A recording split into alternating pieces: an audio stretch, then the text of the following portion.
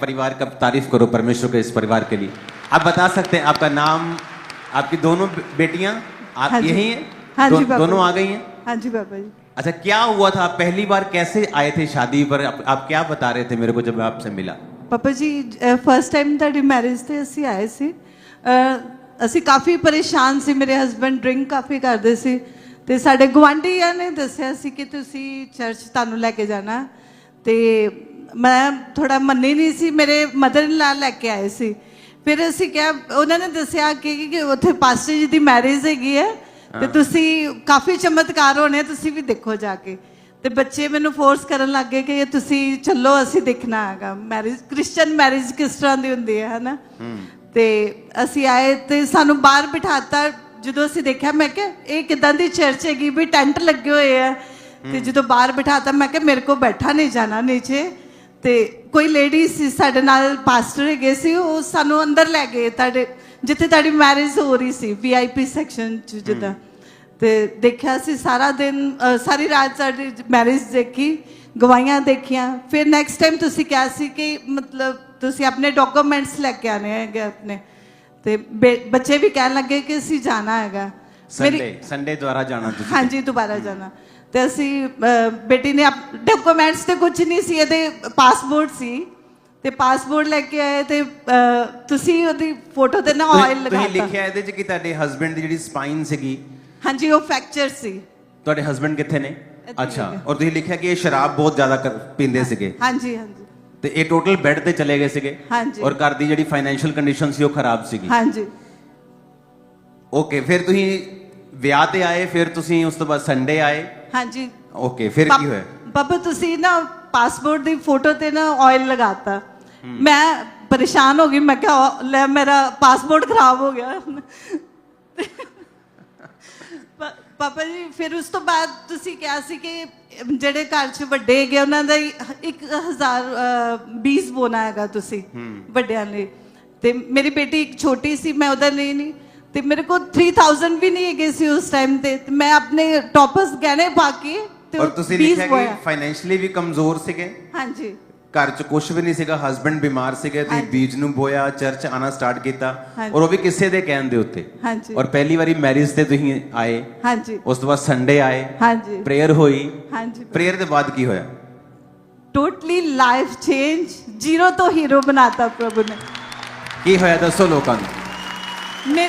ਮੇਰੇ ਹਸਬੰਡ ਦੇ ਜਿੱਦਾਂ ਸਪਾਈਨ 'ਚ ਫ੍ਰੈਕਚਰ ਸੀ, ਇਹ ਚੱਲ ਨਹੀਂ ਸਕਦਾ ਸੀ ਬਿਨਾਂ ਸਪੋਰਟ ਤੋਂ ਨਾ। ਉਸ ਤੋਂ ਬਾਅਦ ਤੁਸੀਂ ਇਹਨਾਂ ਦਾ ਅਭਿਸ਼ੇਕ ਕੀਤਾ ਆਇਲ ਦੇ ਨਾਲ, ਇਹਨਾਂ ਦੀ ਬੈਲਟ ਵੀ ਉਤਰ ਗਈ ਔਰ ਪੈਰ ਤੇ ਜਿਹੜੇ ਸਪੋਰਟ ਹੈਗੀ ਸੀ ਉਹ ਵੀ ਉਤਰ ਗਈ ਔਰ ਉਹ ਚੱਲਦੇ ਪੂਰੀ ਤਰ੍ਹਾਂ। ਹਾਂਜੀ। ਹੁਣ ਪਾਪਾ ਜੀ ਸਵੇਰੇ ਬਿਨਾਂ ਅਲਾਰਮ ਤੋਂ, ਬਿਨਾਂ ਕਿਸੇ ਮਤਲਬ ਤੰਗੀ ਤੋਂ, ਆਪਣੇ ਕੋਲ ਟਾਈਮ ਬਹੁਤ ਥੋੜਾ। ਹਾਂਜੀ ਪਾਪਾ ਜੀ ਇਹ ਰੋਜ਼ ਆਉਂਦੇ ਆ ਔਰ ਘੁਟਨਿਆਂ ਭਾਰ ਪ੍ਰੇਅਰ ਕਰਦੇ ਆ। ਬਿਲਕੁਲ ਹੀਲ ਹੋ ਗਏ। ਹਾਂਜੀ। ਬੇਟੀਆਂ ਦਾ ਕੀ ਬਣਿਆ? बेटी, दोनों बेटियां मेरी कनाडा और एक PR हो गई है। और साडा फाइनेंस प्रभु ने इतना ब्लेस किया कि मैं दस नहीं सकती। दोनों बच्चे कनाडा पहुंच गए। हाँ जी। हस्बैंड हील हो गए। बच्चे, हाँ जी पापा जी तुसी मैनू कहा सी कि ताडे बच्चे गॉड गिफ्टेड बच्चे है और सचमुच मेरे प्रभु ने मैनू इन्ने वधिया बच्चे दिते। मैं प्रेयर करदी कि सब दे बच्चे इदां दे होण। सुनो, अभी इतना टाइम नहीं है क्योंकि अभी वचन भी है और 2 टेस्टिमनी है। अगर इनकी टेस्टिमनी आपको खुल के बताएं, आपके कान खुल जाएंगे पूरी तरह से। मैंने अपनी मैरिज पे क्या फैसला किया था? मैंने कहा था मेरी मैरिज मैं चर्च के लोगों के साथ करूंगा, बंदगी करके हम करेंगे मैरिज। आप जानते कई बार, अब मेरे को देखो नहीं पता, मेरी मैरिज हो रही है, मेरी वाइफ साथ है, हम अपने काम में बिजी हैं, कुछ सामान, वो चर्च, सारे काम, और हमें नहीं पता कोई बंदे ऐसे आकर बैठे हैं जो सिर्फ मैरिज देखने के लिए आए। इमेजिन करो अगर यहां भी मैरिज के ऊपर गाने बज रहे होते, शराब चल रही होती, तो उनको कोई फर्क नहीं लगता। उनको लगता है जिस तरह हाँ हमारी मैरिजेस होती हैं, इनकी भी मैरिजेस हैं, तो शायद वो आते, अटेंड करते, कोई खाते पीते चले जाते। लेकिन उस मैरिज में परमेश्वर की हुजूरी थी, क्योंकि बंदगी चल रही थी, वर्शिप चल रही थी, तो परमेश्वर का आत्मा लोगों को छू रहा था। कितने मेरी बात को समझ रहे हैं? अब देखो, मेरे को नहीं पता कोई नॉन बिलीवर कितने बैठे हैं? मैं पता नहीं कितनी लोगों के मुंह से सुन चुका हूं, जब मैं उनसे जरूर पूछता हूं, अच्छा आप चर्च में कब से आ रहे हैं? मैं 17 साल से आ रहा हूं, मैं 15 साल से आ रहा हूं, मैं आपकी शादी से आ रहा हूं। अच्छा शादी कैसे? 2014 में आपकी शादी हुई थी ना, मैं उस मीटिंग में आया था, मैं तब से चर्च आ रहा हूं। पता नहीं कितने लोगों को मैंने ये कहते सुना, मैंने खुद। अब इमेजिन करो, वो टाइम था परमेश्वर के नाम को महिमा देने का, मैंने दी। मेरे को नहीं पता किस किस की लाइफ में काम हो रहा है, मैं तो स्टेज पे हूं। लेकिन उस मैरिज की वजह से, प्रभु के काम की वजह से कुछ लोग ब्लेस हो रहे हैं, कुछ लोग हील हो रहे हैं, कुछ लोगों की जिंदगियों से फाइनेंशियल श्राप जो है वो खत्म हो रहे हैं। आप इमेजिन करो,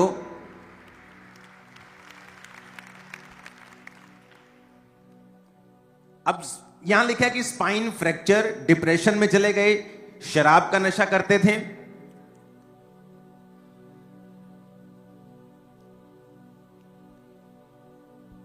आपने लिखा कि आप अपनी बेटियों के फ्यूचर के बारे में सोच भी नहीं सकते थे। पापा जी सचमुच में, मतलब प्रभु ने साड़ी औकात तो ज्यादा दे दिता सानू, और मेरे हस्बैंड ने 300-400 रूहां बचाइयां। आप मेरी बात समझ रहे हो कि नहीं?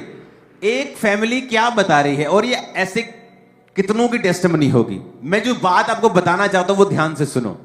जब प्रभु की महिमा करने का समय होता है, आप जानते हैं आप ब्लेस क्यों होते? मेरे को नहीं पता कितने लोग ब्लेस हो रहे होंगे उस मैरिज से, लेकिन कैसे मालूम होता है कि परमेश्वर का मैं काम कर रहा हूं, मैं उसकी महिमा कर रहा हूं?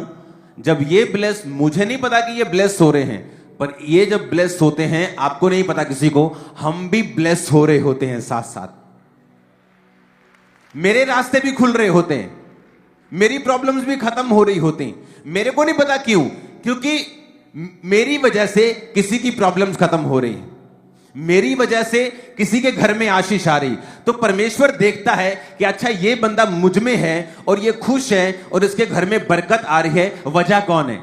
अच्छा वजह ये है, इसकी वजह से ऐसे इसने स्टैंड लिया कि मैं अपनी मैरिज पर गाने नहीं बजाऊंगा, शराब नहीं चलेगी, मेरी मैरिज के ऊपर कोई गंद मंद नहीं चलेगा, परमेश्वर की महिमा होगी। अच्छा इसकी वजह से ये परिवार ब्लेस हुआ है, तो परमेश्वर ने कहा जो तू बोएगा वो तू काटेगा, जो तू दूसरों के साथ करेगा मैं तेरे साथ करूंगा।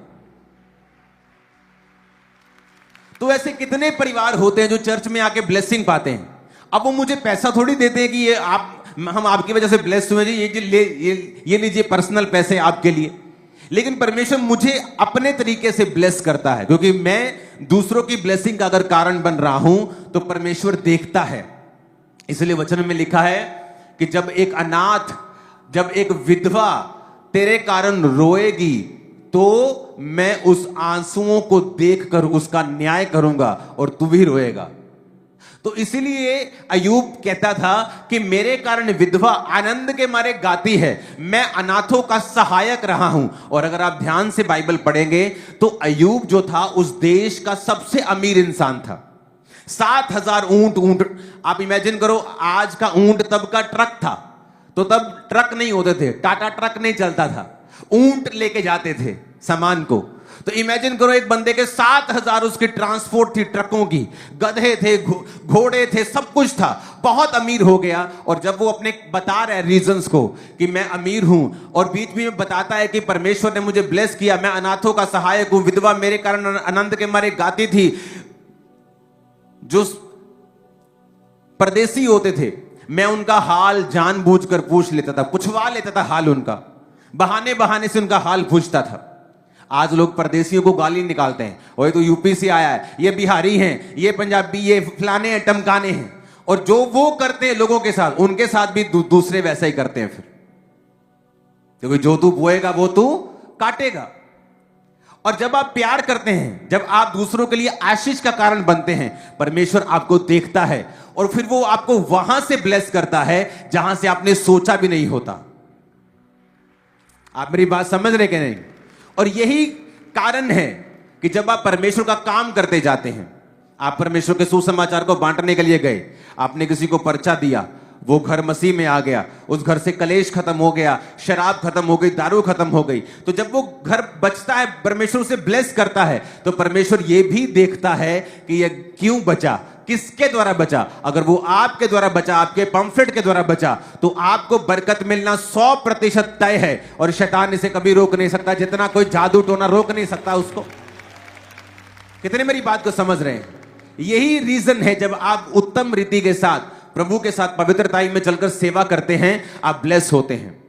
आपकी ब्लेसिंग का कारण यह नहीं है कि जो जिनको आप ब्लेस कर रहे हैं वो आपको कोई फायदा दें, लेकिन परमेश्वर आपको अपने तरीके से, अलग तरीके से, फेवर के साथ, पता नहीं किन किन तरीकों के साथ वो आपको भी ब्लेस करता है। हालेलुया। इसलिए बाइबल कहती है, मेरे भाइयों, भले काम करने में हियाव मत छोड़ो। इसलिए बाइबल कहती है कि तुम्हारे मसीह में की गई मेहनत कभी भी व्यर्थ नहीं जाती। तुम मसीह में मेहनत करोगे, तुम्हें फल मिलेगा। इधर से नहीं मिलेगा, जिसकी जिंदगी में तुमने किया वहां से अगर नहीं मिलेगा तो कहीं और से मिलेगा, लेकिन मिलेगा जरूर। कितने मेरी बात को समझ रहे हैं? वो पानी की जब पाइप लीक करती है ना घर में, तो जब वो एक तरफ से पानी नहीं जा पाता, वो दूसरी तरफ से चल जाता है, लेकिन जाता जरूर है जब तक लीकेज को सेट ना किया जाए। तो ब्लेसिंग अगर एक तरफ से नहीं आएगी, शैतान एक काम को बंद कर देगा। यीशु के नाम में आज से 7 दिशाओं से आएगी, चारों दिशाओं से आएगी। आमीन। मेरे को खड़कने वाला चाहिए चर्च। हालेलुया। तो जब आपके घर में मैरिज है, आप लोगों को इनवाइट करें, अपने दोस्तों को इनवाइट करें जो मसीह में नहीं, अपने मोहल्ले वालों को इनवाइट करें जो मसीह में नहीं, अपने कॉलेज फ्रेंड्स को इनवाइट करें, स्कूल फ्रेंड्स को इनवाइट करें, और उस मैरिज में बंदगी रखें, वर्शिप करें, आराधना करें, प्रभु को महिमा दे। जहां खुदा को महिमा देनी होती है वहां आप शैतान को महिमा देते हैं। वहां शराब चल रही होती है, वहां हर गलत काम चल रहा होता है, और फिर आपको लगता है कि वो मैरिज आपके लिए बरकत बनेगी, कि आपको लगता है कि आप उसमें सफल होंगे, आप स्मूथली चलेंगे, अच्छी रीति के साथ चलेंगे। जहां खुदा को महिमा देनी थी वहां बोलते नहीं नहीं नहीं, हमने नहीं मैरिज करनी। सारी उम्र लोग चर्च आते हैं, मां उनकी क्वायर में है, और मैंने देखा उनके बच्चों को जब प्रभु की महिमा करने का टाइम आता है तब ऐसी चीजें कर रहे होते हैं जो अन्य जातियां करती हैं। वो टाइम तो परमेश्वर को महिमा देने का था। अगर आपने प्रभु को महिमा दी होती, वो वापस आप ही के लाइफ में वापस आती। प्रभु कहता, तू मुझे इज्जत दे रहा है लोगों के बीच में, मैं तुझे इज्जत दूंगा पूरी दुनिया के बीच में। तुम मुझे इज्जत दे रहा है अन्य जातियों के बीच में, रिश्तेदारों के बीच में, मैं तेरी इज्जत को बढ़ाऊंगा। और मैं भाई साहब, जब प्रभु इज्जत बढ़ाता है, दुनिया की कोई भी बड़ी से बड़ी जीन्स क्यों ना हो, तुम्हारी इज्जत नहीं खराब कर सकती। मैं आपको बता रहा हूं, इज्जत को बढ़ाने वाला परमेश्वर है, कम करने वाला भी परमेश्वर है। वो कहता, मैं ही मारता हूं, मैं ही जिलाता हूं, मैं ही जख्म देता हूं और मैं ही मरहम पट्टी करता हूं। बाइबल कहती है जब तक मनुष्य को ऊपर से कुछ ना दिया जाए वो कुछ नहीं पा सकता है। जब ऊपर से आती है इज्जत, कोई दुनिया की ताकत उसे खराब नहीं कर सकती, कोई दुनिया की ताकत उसे नीचा नहीं कर सकती। तो इसका मतलब जो ऊपर से आता है वो सर्वोत्तम भी है। जो ऊपर से आता है दुनिया उसे छीन भी नहीं सकती है। आज से अपनी लाइफ में अगर प्रण कर लोगे ना कि प्रभु मेरे जीवन से तेरे नाम को महिमा मिलेगी, मेरे जीवन से तेरे नाम को आशीष मिलेगी, तेरे नाम को लोग आशीषित करेंगे, धन्य है परमेश्वर, धन्य है उसका नाम, कि तेरे नाम को लोग महिमा देंगे मेरे कारण। वायदा कर लो परमेश्वर से। और मैं आपको बता रहा हूं, संडे का जीवन, चर्च जाने वाला जीवन, ये कोई प्रभु को उस तरह से महिमा नहीं देता। संडे के बाद का जीवन, जो संडे आप सुन के जाते हैं, उसके बाद का जीवन जो सोमवार और मंगलवार और पूरा हफ्ता आप बिताते हैं, उसमें आप कैसा जीवन जीते हैं, उससे मालूम होता है कि वाकई आप मसीही हैं, वाकई आप परमेश्वर के लोग हैं, क्रिश्चियन हैं, आप नमक हैं, आप ज्योति हैं, परमेश्वर का रास्ता दिखाने वाले हैं। आमीन।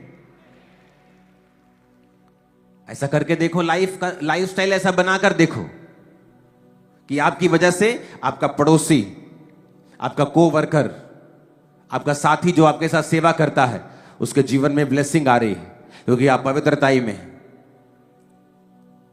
क्योंकि जब आप व्यभिचार में होते हैं, लोगों को भी हियाव होता है व्यभिचार करने का।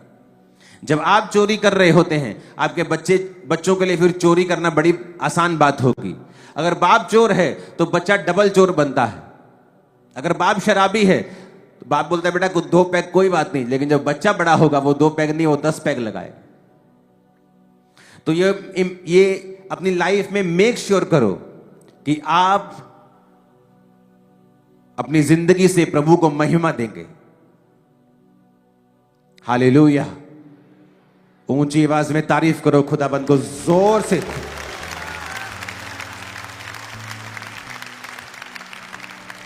आप झुक सकते हैं, जो आपकी स्पाइन जो फ्रैक्चर हो गई थी, चल सकते हैं। ओ जीसस, ये तारीफ ऊंची होनी चाहिए चर्च। आप कई बार आप उन व्यक्तियों को देखते हैं जो टोटल बेड के ऊपर थे, हिल भी नहीं सकते थे, और जब वो पहले दिन स्लो चलते हैं, दूसरे दिन तेज चलते हैं, भागने पे आ जाते हैं, आपको मालूम होता है मेरा परमेश्वर जीवित है, बड़े काम कर रहा है वो आज आपकी लाइफ। आमीन। मेरे को ऊंचे वाला चाहिए चर्च।